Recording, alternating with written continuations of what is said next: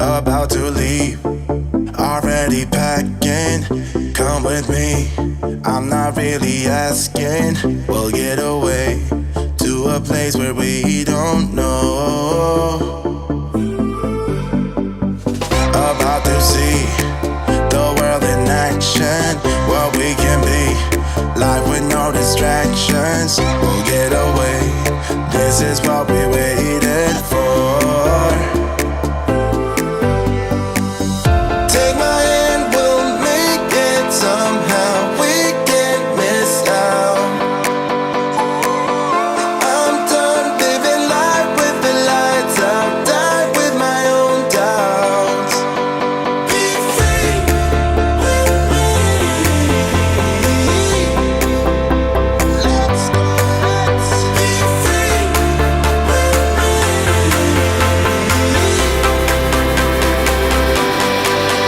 Be free.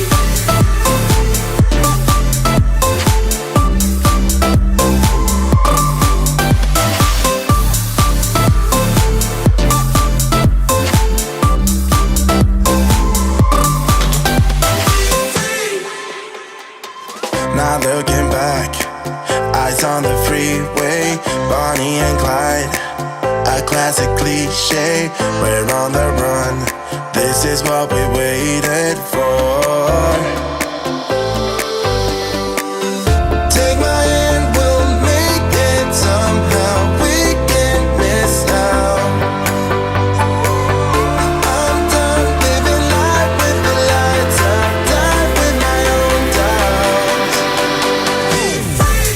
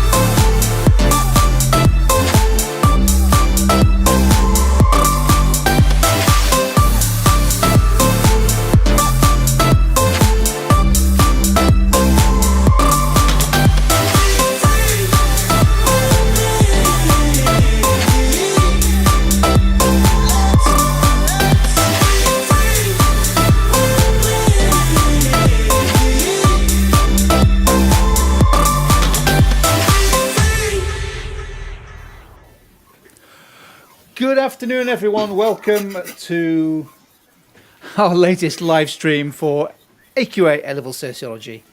And it is our sixth, I think, our sixth live stream for this term. We're back after a half-term break, and today we are looking at crime again. Duncan and Craig joining me today. How are you doing, guys? Very well, thank you. How are you? Great. Sound loud and clear? All good. Very, very loud and clear. I might fiddle around with the volumes. That's fine. All good. We've got a packed half an hour or so of activities to get through. So a quick intro from me. If you've not done it before, I can see from the login screens here quite a few students joining us live and I recognise some of the names on the live chat as well. So, but if you are new, welcome. Use the live chat to have a go with your answers to the various activities that Duncan and Craig have got lined up for us. If you're watching on catch up or replay, best for you. You can't use the live chat, but you give yourself more time. So just pause the video, maybe have a think about the answers, and then compare them with what Craig and Duncan go through. I think we're good to go. Mm-hmm. So shall we make a start? Yeah. Absolutely. And we're going to start with Craig with a trapdoor activity. That's right. Yeah, this is a trapdoor activity. If you've not seen one of these on the sessions before, what it does is it tests your skills of application. What you have to do is you have to identify which of the following ideas can be applied to social class differences in offending. So which of these kind of theories and ideas that are on the screen can we use to explain the differences in social class rates of offending? So that's not only why working class may be seen as being more having higher levels of criminality, but also why maybe the middle class and the upper class have lower rates of offending. So which of these 9 reasons there can we apply to the idea of social class differences in offending. If you just want to put your answers on the right-hand side, you can either do it as A1, A2, or you can write down the full theory if you like. Which of these can be applied to social class differences? So if you've got an essay talking about social class differences in offending, which of these ideas could you use in that answer? So we've got Ninfrendo, nice name. We have, say, marginalization. Okay, so marginalization, we've got one idea in there. Minecraft has put C1, C2, which is hegemonic C1, hegemonic masculinity, folk devils, moral panic, C3, marginalization, and B2, strain theory. We've got A1 and A2 from Nightmare Clash Royal Gamer. Some inventive names today. A1 and C2, so opportunity subcultures, and C2, folk devils and moral panics. Okay, so there are some good responses coming through here. Claudia has put because the middle class can use the power to escape the law, and that's in relation to if you put 1C, okay, hegemonic masculinity. Can use their power to escape the law, and the laws are made by those that benefit. I think you might mean B1 there. I think that looks like law creation, and you've described there, Claudia. Law creation would be correct. So we've got the grasp of this pretty quick. Let's have a look at the real responses. Let's have a look at the answers, sorry, I should say. Yeah, we have got them in there. Opportunity subcultures, obviously, Cloward Nolan, and they talked about sort of like blocked opportunities particularly for working class males, and sort of like how, based on where they lived, they may join a certain subculture, whether it's a criminal subculture, a retreatist subculture, or a conflict subculture. Law creation, as Claudia as quite succinctly sort of like explained there, the idea of the middle class using their power to escape the law, or to change the law so that it can benefit them. That's not been in the news at all lately, has it? Strain theory. Yes, strain theory can apply Merton's strain theory. And I think we've discussed this in the past, that strain theory is one of those really, really good theories that you can use right across a few different things. Folk devils and moral panics. Yes, you can apply it, but what you would have to do with that is you'd have to explain, you'd have to make the link to working class subcultures. More often than not, the folk devil is from a working class background. Also, sort of like ethnic backgrounds tend to be sort of like targeted as folk devils. But if we think about things like benefit scroungers as a folk devil, there's your link to working class. And marginalization, the left realist idea that some people are pushed socially and economically excluded from society, and therefore they may turn to crime. Okay, so we'll move on to our next activity, and this is with Duncan. Okay. Yeah, well done. Some really good answers there. Well done, guys. One of the things you can think about with all of these kind of demographic aspects of this module, so social class, but also, gender and ethnicity, and potentially age and other things as well, is, we've got these patterns of offending, but then, there's a debate there at the heart of it, which is, are we seeing the reality, that working class people, for example, do commit more crime than middle class and upper class people? Or is there something about the statistics that is showing us perhaps a misleading picture, that there's something in the process in which the statistics are made might give this impression that might not be true? So when you think about, for example, why people from lower income backgrounds are more likely to appear to be more likely to commit crime than others, you can start with this sort of thing of, well, some of the arguments are going to be that they do, and think about the reasons why that might be the case. But then some of the reasons might be, why might the statistics suggest it? So we're going to look at that in a kind of a bit of a debate form now. There's an interesting little debate going on in the live chat window too, about how some of the other things on the trapdoor activity were about gender. So that's good. But Minecraft, I was just going to address that point, sort of like Duncan. Yes. I mean, when you look at the idea of hegemonic masculinity, generally the research sort of like talks about sort of like how males are more likely to commit crime because of the way that they're socialized. Now, you can make links about hegemonic masculinity, and you could make that kind of link into things like Winlow's idea of bodily capital, the idea of males sort of like taking on this very ultra masculine role, sort of like particularly when he was looking at bouncers in Sunderland. But hegemonic masculinity, the studies by Messerschmitt and Connell really didn't focus on social class. Whereas you could, So you could certainly use Winlow's idea, which is similar yeah, in a way, and talking yeah, about sort of like the way in which males assert their control, and because that yeah, focused on working class males and the yeah, decline of traditional industry in the northeast, yeah. you could use that one. Yeah. So just be careful if you do stuff like that. You do really make the link for the analysis, because you could also potentially link it through to sort of Walter Miller and focal concerns and link that to Yeah. ideas of masculinity as well. But you just have to make sure you make the link and make that point really well. So our debate on the on balance activity, to start with, it's the easier bit really, and it ties in with what we've just been looking at really. Can you think of some reasons for why, for actual reasons for why people from lower income backgrounds might be more likely to commit crime than other people? Working class people might be more likely to commit crime than middle class and upper class people. So some arguments that support that idea, some reasons, some examples. Let's see what you can throw at us. I'm asking for two, but there are loads of things you could talk about here. This is like loads of stuff you could mention, and stuff we already have mentioned really that you could talk about. So, Nightmare Clash Royal Gamer. I do like some of the names that are coming up today, some very inventive names.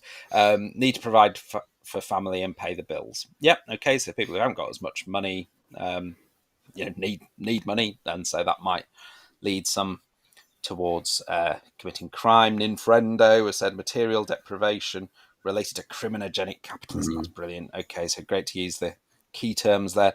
So the idea that capitalism itself kind of creates crime, makes people criminals, and it might do this in a number of ways, but one of the ways it might do that is by making people poor, making people materially deprived, as you've said there, sort of proletarianization, as Marxists would say. Okay, Beth, working class individuals may commit crime to gain status that they cannot achieve through legitimate means, Nice like one. getting a job. Brilliant. So status frustration, link it to subcultural theories, and indeed you could similar ideas, all of those you could link to strain theory as well, couldn't you, if people can't, as well as gaining status, also gaining that kind of American dream, or the British equivalent of the American dream, status and material well-being. I'm not quite sure what the British dream is, Duncan. I'm really, I'm not quite sure about that one. So the suggestions we've got there are relative deprivation, but material deprivation was great as well, strain theory, but everything you said there, brilliant. There are loads of things you could have on that side. The other side, I think, is a little bit harder. Can we think of reasons why the statistics on social class and crime could be wrong? So why it might appear from police statistics that working class people are more likely to commit crimes than middle class and upper class people, but that perhaps that is an inaccurate picture, that something is going wrong in the compiling of those statistics. So it's kind of methodological problems, if you like. Why might that be? Okay, Ninfrendo's straight in again. Go. Brilliant. Statistics could be wrong due to the middle class negotiation of justice. Brilliant. Identified by Cicero. Nice one. As middle class people's crimes may not be recorded as much as working class crime. Okay, so I mean, there's a lot we could unpack from that. That's brilliant, though. Yeah. So the negotiation of crime is the idea that perhaps, for example, the same act done by a working class person and a middle class person might end up being treated differently through the criminal justice system. People might be able to sort of argue their way out of it, or it's just student hijinks. Oh, let him off this time, officer. And perhaps a different approach in other respects, like the difference between, there's things about like kind of drunken behaviour by freshers compared with the same sort of activity by perhaps a sort of down and out or whatever, but the different way that it might be treated by the criminal justice system. The statistics tend to come from the middle class. I mean, that's quite an interesting one. So, who produces the statistics? I mean, crime statistics, we get them from the police, but also from the Home Office. We've got a couple of different sources of statistics there, and yes, so they might be sort of biased in that sense. Working class crime is seen as less acceptable, generally more policed. Working class crimes may be recorded more regularly. Yeah, really good. There's a nice link in there, isn't there? Really, it's kind of a nice link to Marxism in both of those ideas, but the idea of statistics. It's sort of like Beth's point, I think, sort of like is one that working class crimes are recorded more regularly. Well, why are they recorded more regularly? And there you go. So There's we've our got responses. so we've got selective enforcement, which is a lot of what you're talking about there. But there's some really, everyone's come up with some really good answers. As I said, there's a lot more than two that you can put on these scales. Selective enforcement covers quite a lot. You can unpack that a bit. But the idea that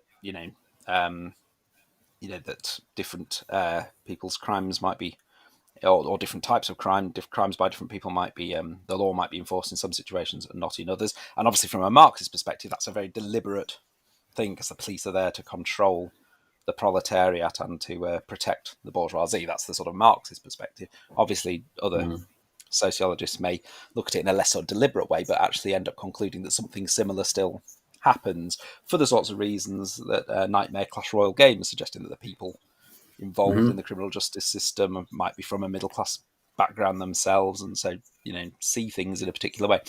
Conflict policing is quite an interesting one. I just thought I'd put it there, but it sort of comes from the sort of 1980s, again, Marxist sort of idea from the 1980s, where it was looking at how the policing of, say, the miners' strike bore some resemblance to the way policing was done in Northern Ireland during the Troubles, and this idea that from a Marxist perspective, the police could be seen almost like a sort of occupying force in working class areas, and it does link also to Beth's point about crimes being recorded more regularly, working class crimes being recorded more regularly, perhaps because the police are there policing those areas where working class people are, and therefore they're more likely to detect crime and prosecute crime in those situations.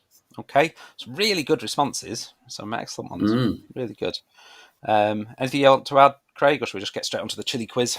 No, I think there were some really good responses there. A chili quiz, it's kind of a new one that I don't think we've done this one before, have we, Dunk? The chili quiz, basically, there are going to be 3 questions, and they have different levels of difficulty. So if we can see the 3 questions, you'll see sort of like how they are how they range in difficulty. So for our mild chili, we have which sociological approach would you associate with the term criminogenic capitalism? Has been mentioned a couple of times already today. For our spicy question, which sociologist do you associate with the term differential association? Of course, remember, all of these are linked into social class and crime. And for our third one, it's a more difficult one. Which sociologists do you associate with the terms techniques of neutralization?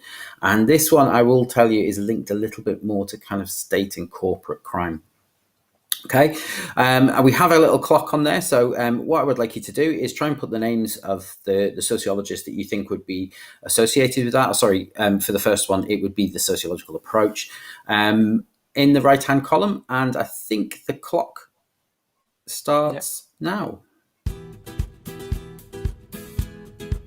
There's a little bit of guitar music to go with it. Yeah, I brought my guitar along. Thanks to Jim for the drums.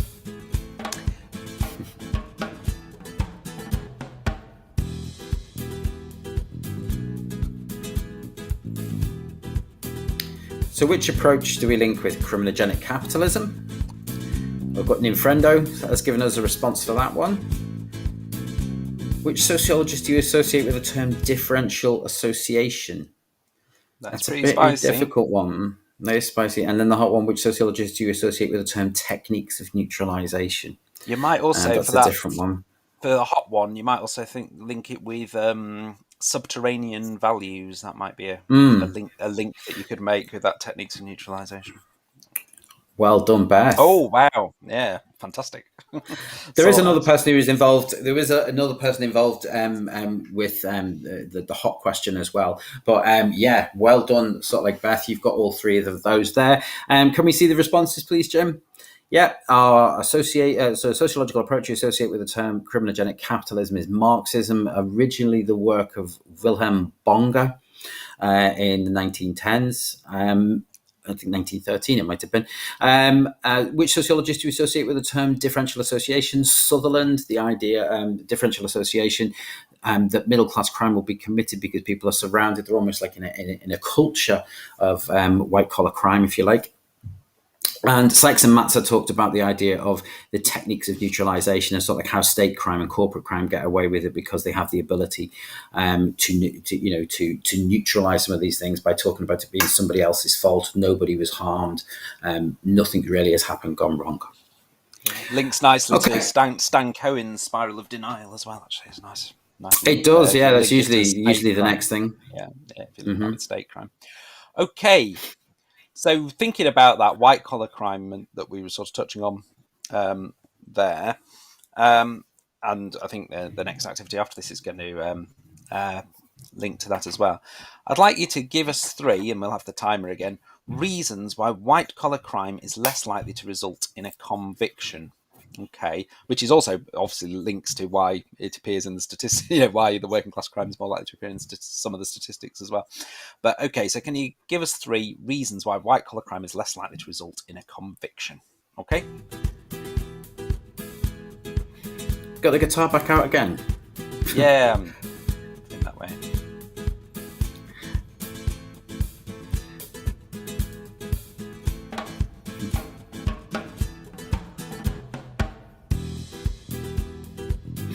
Just to kind of address Joe's point there, he said, does anyone feel lost with the entire subject?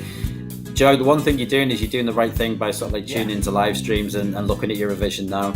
It does make sense as you get towards the end of the course when things start to fit together a lot more once you've got a bigger picture idea of it. So stick in there.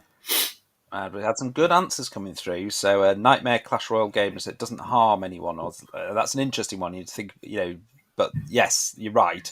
You sort of develop it. It doesn't sort of physically harm people, perhaps in the same way. The sort of who is harmed, do they know they're being harmed? Middle class and upper class people have more influence on the lawmakers. Okay, so they might change things. Corporate crime, so that might be, well, who is actually the criminal? If it's who's responsible, the responsibility might be diffused in that sense. Higher classes set the laws, so they're able to pick and choose who is convicted. Okay, so that's a nice sort of Marxist activity there with the sort of law creation. They can blame others more easily. So that links with what Craig was just talking about the neutralisation. More likely to be unreported, difficult to uncover. Whistleblowers are not really offered legal protection, so they're less likely to go to the police. Loads of really good responses. I've got a few, but yours are really good.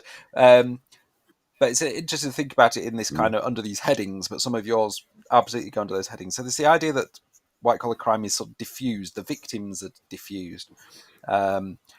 There might be many victims, and those victims might be unaware. So if, like, for example, someone has been, dipping into a pension fund, it's not one victim who's very clearly a victim in the way that someone who's had their phone stolen or they've been attacked on the street might be. They may have lost a lot more money. The question about no one being harmed, the harm might be more significant, but that sort of diffusion of the thing. Sorry, it may also take a longer time for them to uncover the crime, particularly with sort of like things like pension fund frauds.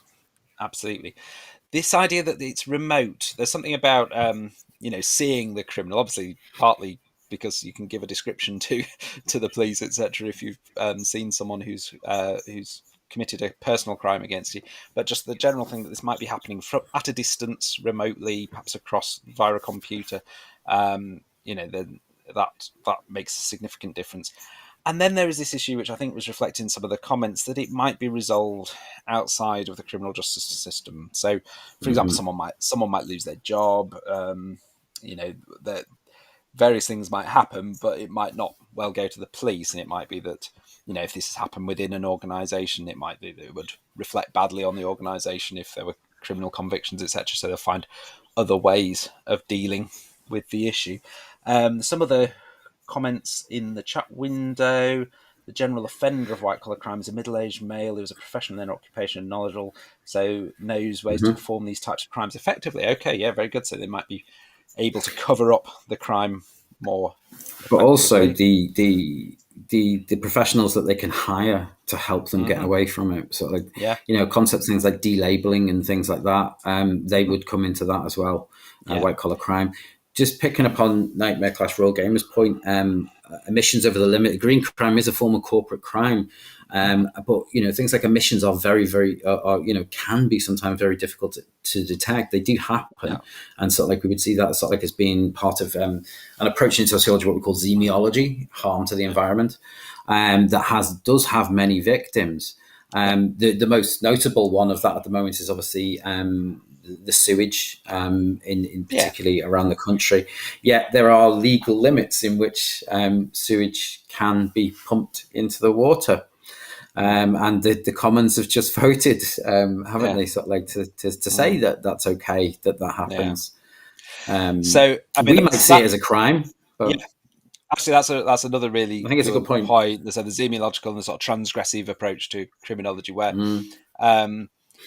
some what we might term white collar crime, or what Marxists might term white collar crime, might not actually be illegal. And so that's another reason why it wouldn't result in a conviction, is if actually somehow it's kind of within the law, even though we might think it shouldn't be. Some of the issues to do with potential corruption and sleaze in relation to some political issues that are in the news at the moment, you could say that quite often the law hasn't actually been broken, but maybe the sort of the spirit of it has, or people still think, this doesn't seem like it's the right thing to do, even if it wasn't illegal.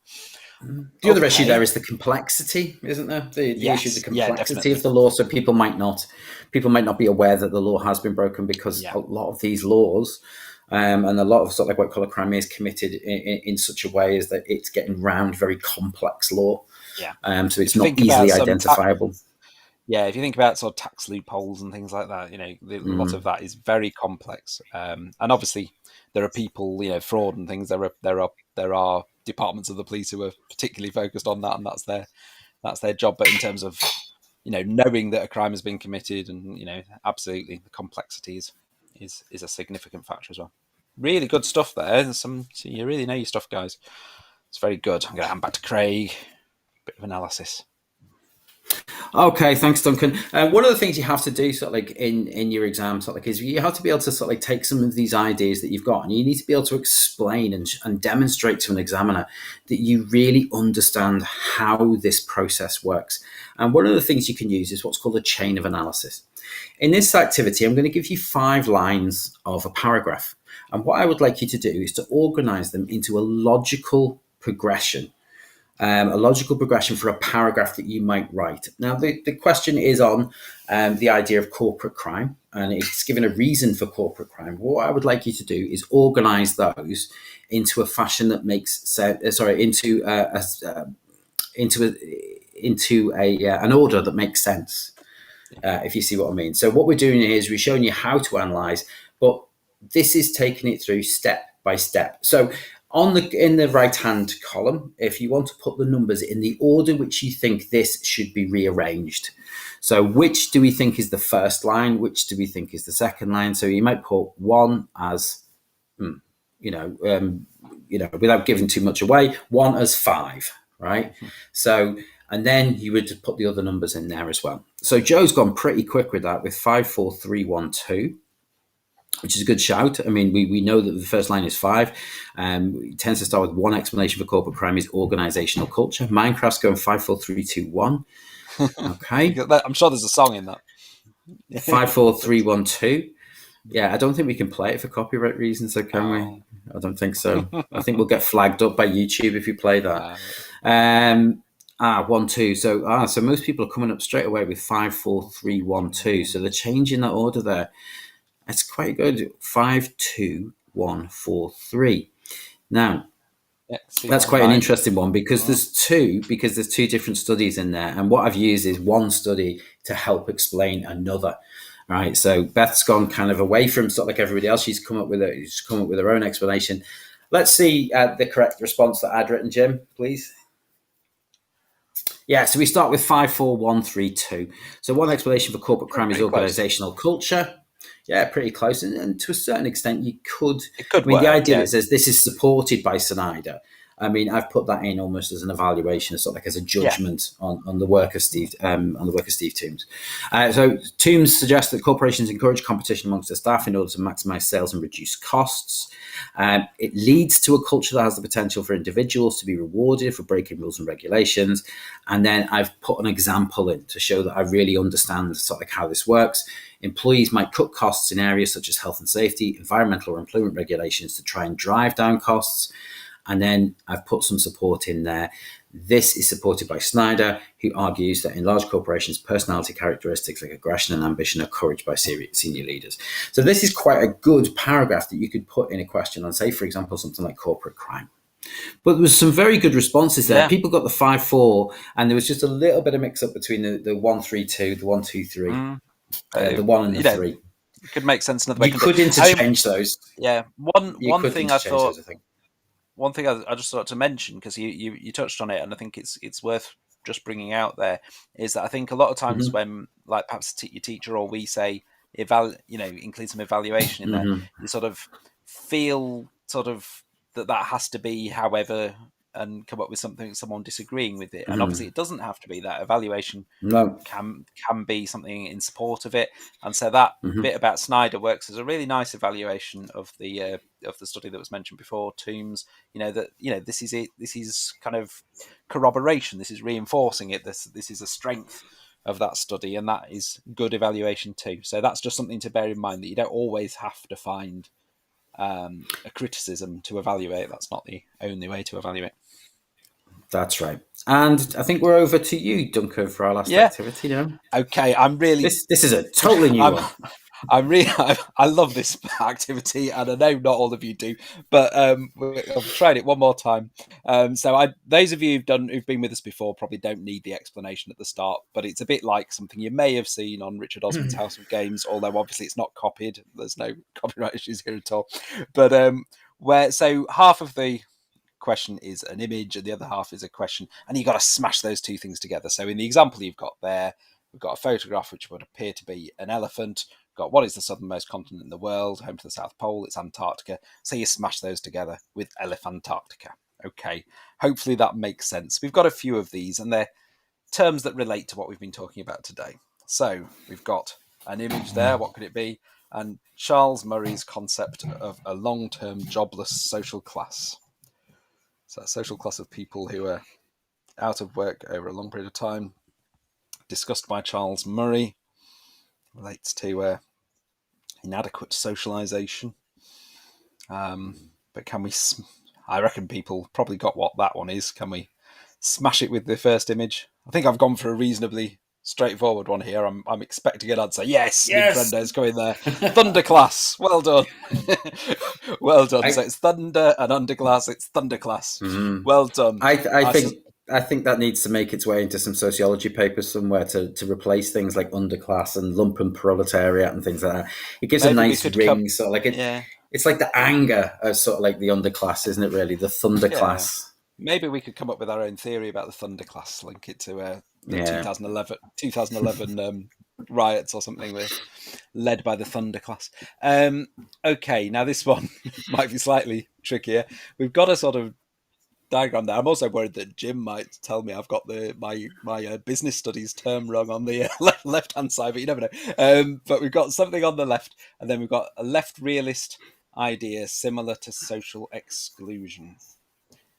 So it is a term that has come up already today, and we're smashing it with what is being represented by that last column on the table there. Is anyone going to get this one? So we have mentioned. I think you might get it if you. Right. So it's not. I think if you did business studies. I like and sociology. Excel. I like Joe's Excel illusion. Excel. So that is from Excel. Yes, I like that, but that's not what I was after. But it's a clever one. Well done. Percentage. Give us the first clue. Okay, the first clue is the picture is meant to be showing us profit margin. Okay. So, well done. Nightmare Clash Royale gamers have put profits. Yeah, so profit margin, and then something similar to social exclusion talked about by left realists and talked about by us today. What could it be? Shall we have a look? I'm not sure we're going to get it. Profit marginalisation. So it's profit margin and marginalisation. Profit marginalisation. I'm not as excited about that one. Not as as excited Thunderclass. about that as the Thunderclass. No. Okay. Oh, Ninfrendo got there. Okay, you are going to be excited by this one though. This one's just terrible. So I've seen this one. So we've got a picture on the left, and then we've got the workplace norms and values in the police. So it's a term that refers to. A few people got profit marginalisation. That's great. We've got a picture on the left, and then we've got workplace norms and values in the police. So it's a term that refers to that. We can link it to social class in the police in a couple of ways. We've talked about the kind of police discretion and police maybe focusing on certain areas rather than others, and that might link to these norms and values in the workplace. Also, interestingly, the study that kind of looked at this, and Ninfrendo's got it. Oh my word! Give him a big cheer in a moment. Did also mention that in fact this canteen culture, which Ninfrendo has spotted that's what we're looking at, is actually kind of a working class or a masculine working class culture in many ways. So that's an interesting aspect as well. Oh, that should say toucan, not touca. That's my typo. I do apologise. Canteen culture, toucan and canteen culture. Sorry about the touca there. It should say toucan.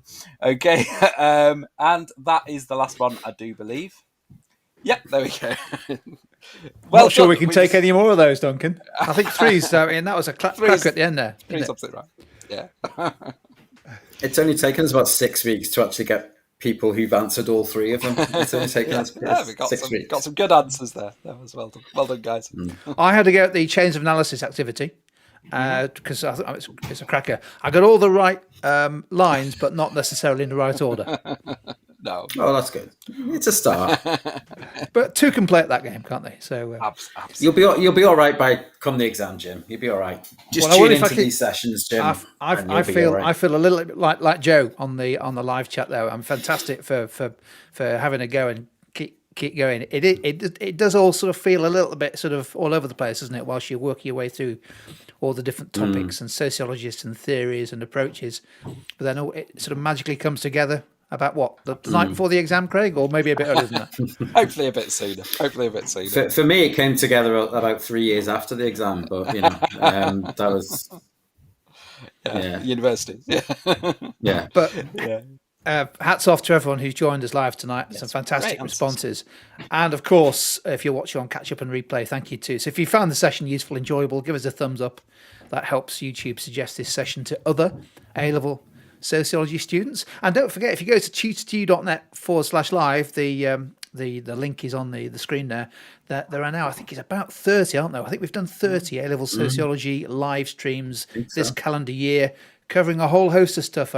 This series around crime, where we've gone into the detail on crime. We've got all kinds of stuff on research methods, education, families, theory and methods, all kinds of stuff. If you go to tutor2u.net/live and pick the sociology download. Lots of other subjects as well there, but you really only want sociology, I'm guessing.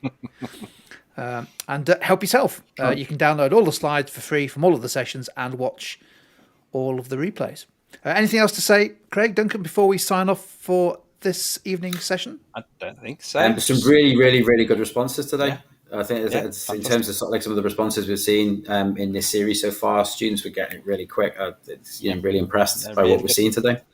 Yeah, and I think we're next week. Back on crime next week, Duncan. I think we're still on the theme, aren't we? Still a few more on crime. Yeah, absolutely. So there's a question there. When are we next on with some crime and live? It will be next always Wednesday, the same time. Yeah. Wednesday nights 6:30 is our regular slot for A-level sociology. There are other A-level subjects available. You've just missed economics, obviously geography, politics, business. Loads of them, loads of options for you. But sociology 6:30 on a Wednesday night. Fantastic, right? I think we're good to go. Somebody's clearly picked up. I'm a Liverpool fan in the comments. I would never have guessed that. I'm not picked up on that at all. Is it the wallpaper? Yeah, it could be. Yeah, it could be the wallpaper. All right. I told you I'm colourblind. This is supposed to be a green screen. Awesome stuff. Right. Many thanks, as always, to Craig and Duncan. We always appreciate you putting these sessions together and giving us your time. I know you're really busy. So fantastic. See you all. Spread the word, and we'll see you all this time next week. So from all three of us. See you later. Cheers. Bye. Bye.